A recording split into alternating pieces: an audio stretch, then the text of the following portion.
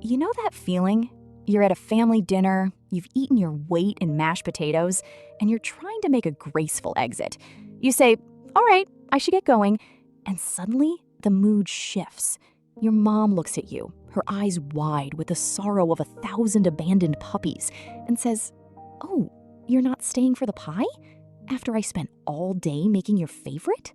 And boom, there it is, that hot, squirmy feeling in your gut. It's not just pie, is it? Suddenly it's about love, loyalty, and your questionable character as a human being. This, my friends, is the gentle art of emotional blackmail.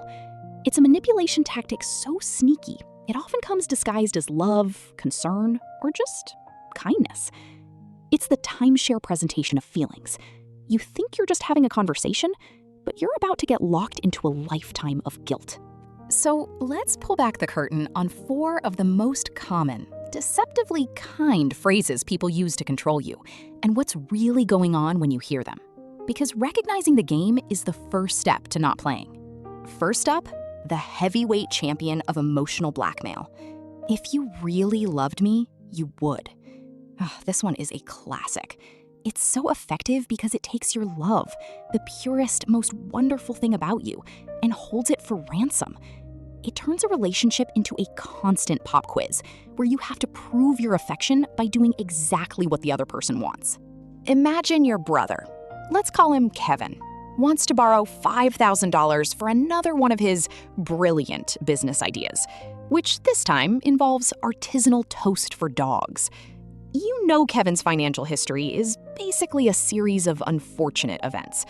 You politely say no because you need that money for, rent. And here it comes. Wow, I see. If you really loved me, you'd support my dreams. See what happened there? The conversation is no longer about a questionable loan.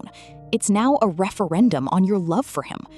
He's making you choose between your financial security and being a loving sibling. It's a trap, designed to make any reasonable boundary feel like a personal betrayal. Okay, our second phrase is the guilt trip invoice.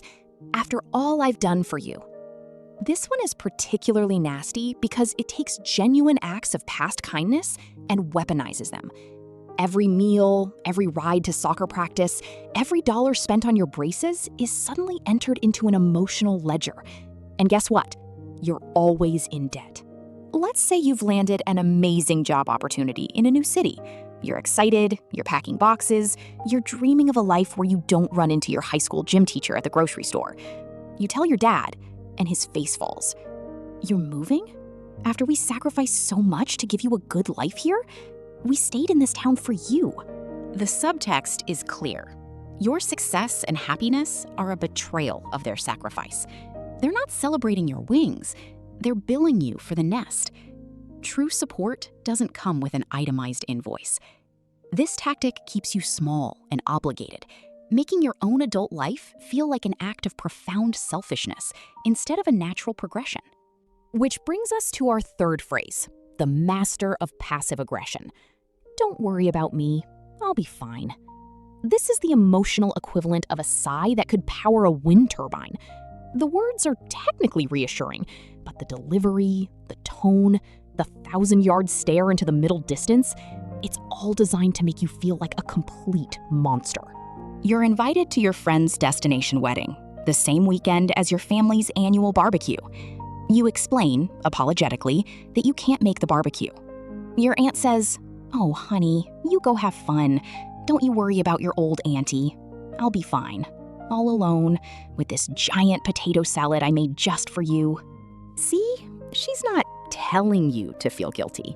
She's just heavily implying that your absence will cause a small, localized apocalypse of loneliness from which she may never recover. This tactic forces you to become a mind reader and a rescuer. You're expected to decode the misery behind the brave words and cancel your plans to fix it. It's a demand for care disguised as a selfless release from obligation. And finally, our fourth phrase. This one is the Trojan horse of criticism. I'm only telling you this because I care. This phrase is the magical incantation that supposedly turns unsolicited, hurtful criticism into a loving act of service. It's a preemptive defense against you getting upset. How can you be mad? They care. Your cousin pulls you aside at a party. "Listen," she says, "I'm only telling you this because I care, but that haircut makes you look 10 years older. And are you sure about dating that musician? You know how they are." She's not offering support. She's delivering a drive-by judgment and wrapping it in the pretty paper of caring. This phrase shuts down any protest. If you say, "Hey, that was hurtful," they can just reply, "I was just trying to help." It makes them the well-intentioned hero, and you the overly sensitive person who can't take constructive feedback. But here's the thing. Feedback you didn't ask for is just criticism. So why do people do this? It's almost never because they're evil villains plotting your demise. Research on family dynamics shows these are often learned behaviors, passed down through generations. They're clumsy, unhealthy attempts to manage fear. Fear of being abandoned, fear of losing control, fear of becoming irrelevant. It's a strategy born from anxiety, not strength. Recognizing these phrases is step 1. Step 2 is responding without escalating the drama. You don't have to get into a big fight. You just need a simple, calm boundary. A great tool is the "I feel when you because" formula, followed by what you need. It's about expressing your reality without attacking theirs.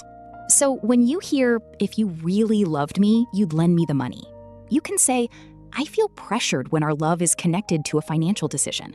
My feelings for you and my finances are separate. I can't lend you the money, but I'd love to help you brainstorm other options." You're not arguing. You're just stating your boundary clearly and kindly.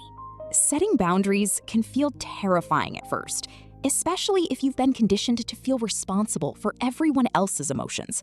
But it's not selfish to protect your own peace. It's the only way to have a real, honest relationship, one based on mutual respect, not manipulation. You deserve relationships that don't require you to set yourself on fire to keep others warm.